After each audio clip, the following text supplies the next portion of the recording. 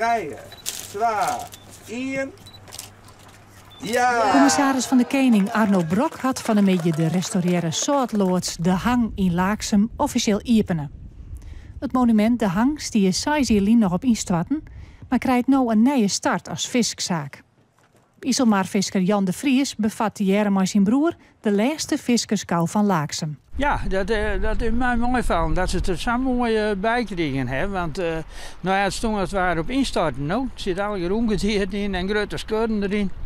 Maar ze had er mooi bij gekregen en het ziet er hartstikke mooi uit van binnen.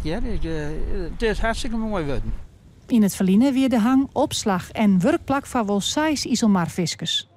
Eigenaresse Kobi Smits uit Starem had 12 jaar onder gong geweest met het regelen van de restauratie en de verbouwing. De buitenkant is zo volle mogelijk gerestaureerd. Daar hebben ze de gaten wat dichtmaken. En verder werd wat ongestrikt en wat ongeplukt. En binnen daar is eigenlijk een hele nieuwe constructie komen. Alleen op de harde balken, die zitten er nog, met alle naam van de visserlui erin. En het plafond is bloemd. En dan zie je wel die dappen daar van de kurken, dat wie vroeger van de netten. En dat hebben we alle gezitten en dat we zo veel mogelijk zo houden. De inwoners van Laaksem zijn blij dat het gebouw redden is. Maar 2 viszaken in het liedste havenplak van Nederland is wel een soort. Zo, we hebben hier al een viszaak. En dan op zo'n lieds plakje 2 viszaken, dan heb ik nog een grote concurrentie.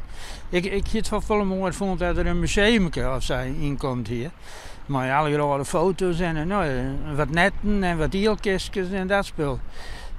Dat ik heel mooi vond. Maar ja, ik snap wel dat geldt er nooit meer uit. Er zijn altijd meer mensen die gaan naar hem en andere mensen die komen bij ons.